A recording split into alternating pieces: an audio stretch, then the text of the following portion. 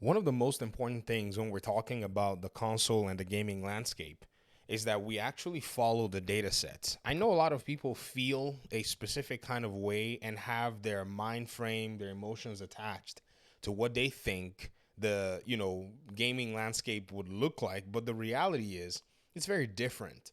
So in just a few years, I think what's happened is the console landscape has taken the back seats to PC simply by the amount of users. We're not talking about the technological advancements because if that's the case, PC and the manufacturers of the components are in heavy, stiff competition, so they usually move much faster than the consoles can. I mean, the PlayStation 5 is already outdated hardware. It's not even a comment. The Xbox Series X already outdated hardware because they are AMD devices that are locked in place for about 8 years in the console cycle.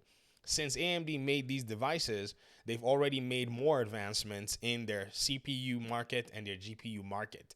This is just a fact. And those advances are available to PC gamers or anybody who wants to actually dial in. The same has also gone with Nvidia, who their hardware right now that powers a video game is a Nintendo Switch. I mean, Nvidia currently has the best GPU for gaming on the market, yet the Nintendo Switch is basically a calculator compared to, say, something like the 4090. So these advancements, you kind of see them happening. And I think sometimes when you mention that, some people maybe for some reason think you're insulting the console player. No. In fact, if anything, I'm actually complaining or putting these concerns out simply because of the console manufacturer not paying attention to their own market base and giving them flexibility at the end of the day. I made this video where we talked about how PlayStation is missing out because its exclusivity deals are not necessarily helping out its own publishers, are not necessarily helping out the people that are putting their games on there. But one of the craziest things you'll see one of the things that you'll see, ladies and gentlemen, is people come in and they just want to start defending PlayStation or defending console players. I'm not going after you. This person said in my 316 comment on the video, they said, "Whoa, whoa, whoa! Now slow your roll there with the snobby PC elitist BS." No. You see, this is a problem that I have with some of you that play on consoles. You forget that I'm also a console player as well. So all this nonsense about PC elitist BS is BS. I have both consoles. I'm a gamer. I actually have a Switch for my kids, and I play games wherever I want to play them. Having seen all of these different areas and actually engaged in them because I subscribe to PlayStation Plus, subscribe to Game Pass, I can weigh all of the different services provided by these consoles and look at them from a financial perspective. I can actually calculate the numbers and show you that the console proposition is just inferior to what PC will give you as a whole. And when I say it, I think some people are not necessarily listening from the place that I'm saying this is actually the fact. I'm not concerned about how it may make somebody feel. We can deal with your feelings later. We just want to get to the facts, and then eventually what you choose to do is your own choice. I'm not saying go to PC, I'm not saying stay on console. I'm just saying that here is the value proposition, and if you get a PC, stay on the platform, you will benefit more at the end of the day. You'll get superior hardware, you'll get access to many, many games, regardless of who's making them, because they eventually will bring them to PC, seeing that PC is growing, and more people are moving their gaming to PC. Simply because if you look at the pricing from these console manufacturers in terms of subscription, in terms of their games, you'll see that you're basically getting shafted. There's just no way you can deny it, except maybe you don't know that we have places like CD Keys where you can buy the exact same games that you actually buy on console for less, regardless of when they are released. Sometimes it's so weird because I've actually done some of these comparisons in terms of like brand new games or in terms of even older games. Ghost of Tsushima came out on PC. When this game came out on PC, the director's cut, it was around $45 here. When the same game came out on console, it was actually a little bit more. So the director's cut actually has more, everything wrapped and tied into it. And this is a console game. Not only that, it has basically all of the benefits that you get in terms of a better version of the game because you have access to things like widescreen support, a lot of graphics options, just more things and more work that was put into this particular game in the development sense than they did for the console players. So this is one example out of a plethora of other examples.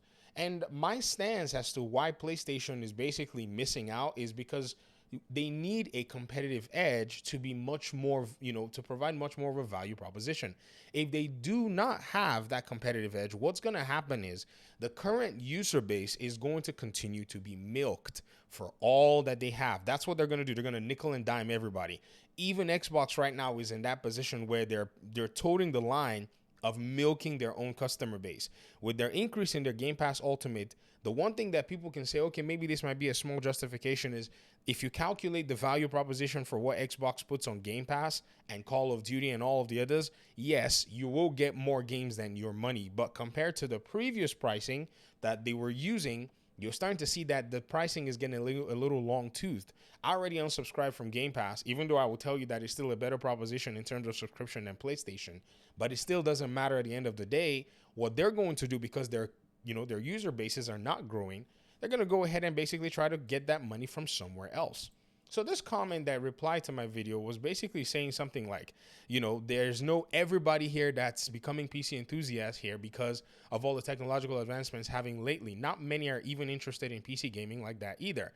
Where do you have that data set from? Because the data set that I have shows that from 2016 all the way to now, the PC market has grown. Where did those gamers come from?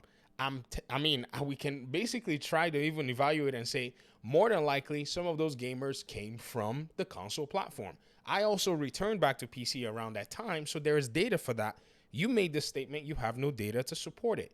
And this is one thing that I don't like. When we're talking about these discussions and people come here and they actually make these statements, you don't have any data to say that. However, we see data to say that, seeing how NVIDIA has become a $1 trillion company. Yes, its AI has been a big push, but its own components as well, in terms of selling in the market, and even AMD's components, they constantly fly off the shelves, continuing to make these companies money.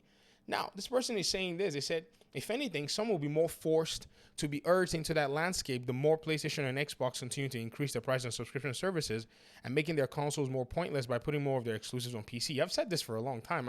Maybe you're agreeing with me here, or maybe this is the first time you're watching my videos, but this is something that I've always said for a long time. As a console player, it's not really something many will see as a good thing or hear about here. No. Why would you say they won't see it as a good thing? I know change is something that could be challenging, but here's the reality. This has always been the main contention that many people have had that has moved them to PC, as these subscription prices have already gone up. So you're talking maybe in the past tense, but we're in the present where this is already a thing and is already happening. Heck, we don't even know whether or not PC gamers will be that resilient to not want to jump on PS5 for those exclusives. My dude, we do know that PC players will be resilient. Final Fantasy, what was it? It's called Kingdom Hearts 3. Came out on Epic Games. Most people didn't even touch it. Kenna Bridge of Spirits, it came out on Epic Games. Most PC gamers didn't even touch it. They wouldn't even download the Epic Games player to even try to play a game that is on PC if it's not, like, say, available on other platforms like Steam.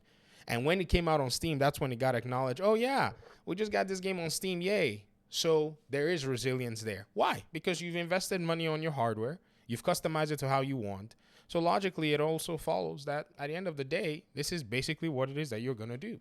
So I think one thing about, most folk is whenever they bring up this argument, and it's weird, you got to realize that, you're also arguing with a console player. And I stay a console player for this time being because I realize that these arguments and concerns will come up.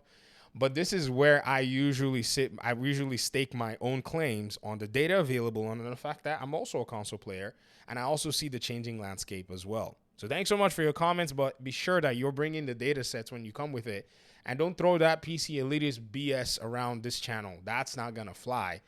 You will be clowned. Peace out.